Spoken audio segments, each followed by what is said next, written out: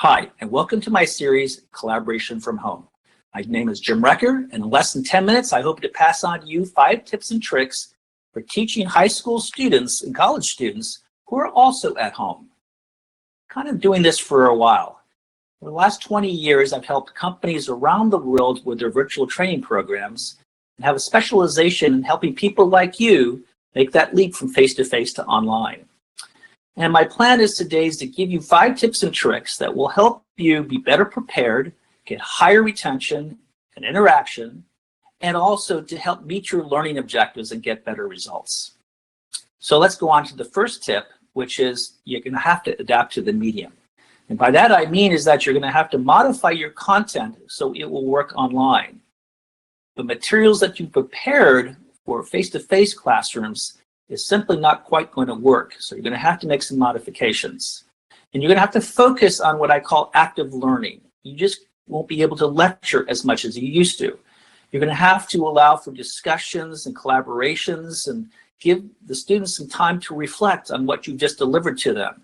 And you may want to add some additional materials like some video clips and some hand-on exercises. And by all means, use some of the tools that your students already use, which is the ability to interact through chat. By the way, be careful with video clips. Not all services can do video clips yet, but again, any other way that you can deliver your materials is encouraged. And that classroom discussion, as I was just mentioning, chats, students are really going to want to interact. So whether you give them time to chat on their mobile devices or chat in the class, that's something that actually students have been lacking over the last couple of weeks, and probably a lot of them are in solitude, and so they'll welcome that interaction. And last but not least, what you're going to have to do is rehearse. You're going to probably want to rehearse with some friends and family to start with, but then eventually I encourage you to do it with some colleagues. All of you are in the same boat right now, facing that awkwardness of going from that classroom to online, and you're going to find out a lot of your colleagues have picked up some tips and tricks as well. So do spend some time with them to refine that delivery of your course material. Tip number 2 is you're going to have to chunk the lesson. No doubt there. You can't do those hour-long lectures anymore. It's just not going to work in an online environment. So I would recommend that you don't do anything more than 10 minutes of lecture and then pause and do other things, such as the interaction and the other types of things that I was suggesting. And maybe that's some feedback from your audience, that discussion, some collaboration. All those things are highly encouraged. Give that what I call white space. And just to kind of demonstrate that others have learned that best practice as well, I'm going to date myself a little bit. The Khan tutorials are, you'll find out, are no longer than 9 minutes, and that's because Sal Khan figured that out pretty quickly as well. Students in an online environment can only spend so much time learning, and then they're going to take a break, and typically that's 9-10 minutes. Tip number 3, you're going to want to stimulate visually. Very important to do.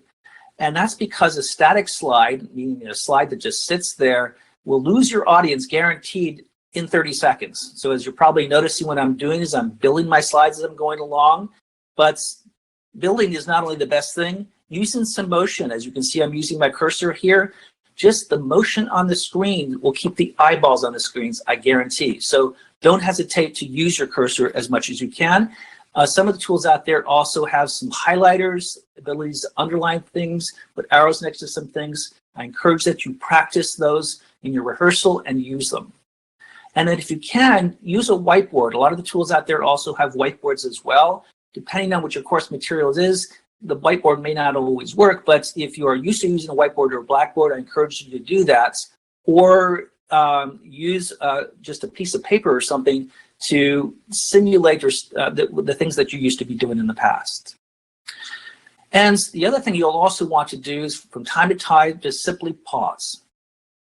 Now, that's an oral stimulation, but I can guarantee you if you pause from time to time, your students will look back up thinking something's changed, what's going on here? Just change your delivery pace from time to time, and you'll notice that you'll be able to retain people's attention longer. And then my favorite tip is this one here, and that is that simply get up. So get up, move around. I call it teaching by pacing. Get up, do what you used to do in the classroom. Don't hesitate to do so. There's nothing wrong in getting up. And in fact, you'll find that you'll be able to project better. You'll be able to use an easel or a whiteboard much better.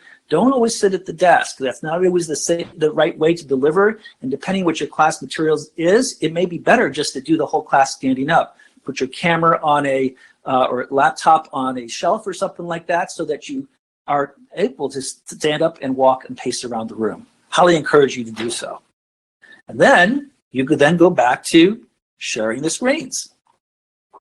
So the last thing I want to pass on to you is make that virtual contact, all right? And that virtual contact, that means a couple of different things. First of all, the virtual eye. You want to keep an eye on your students. I can't tell you the number of times students after my virtual classes have said, you know, you were looking at me, I had to pay attention to you. Yes, that eye-to-eye contact will keep the attention of the students much longer. They're surrounded by a lot of different distractions. There's the barking dogs and meowing cats, there's kids running around, parents distractions. It's all behind the wall or sometimes in the room with them because they're at the dining room table. So make that virtual eye contact. Very important to do. And interact if you can every 3 to 5 minutes. Have them respond back to you. Make it a two-way conversation, a two-way environment, and do that through that virtual contact. And then exaggerate your voice inflections. If you have a tendency to speak in a monotone voice, speak a little louder or speak a little softer. Those little things, that's oral, will have a big difference in terms of how you are heard and how your materials received on the other ends. All right, and with that, what have you learned? Well, hopefully you've learned that you need to adapt to the medium. You're going to have to change some things in your course materials. In your course, in the way that you built your course, you're going to have to adapt. You're going to have to definitely chunk the lesson. Again, don't try to deliver materials more than 10 minutes at a time without a break of some kind, with some interaction, some other medium, or so forth. Stimulate virtually. That means that don't stick on that static slide that's going to put everybody to sleep. And number 4, if you have to, get up. Boy, that's going to kind of change how you feel about teaching virtually online. And number 5, make that visual contact and that oral contact as well.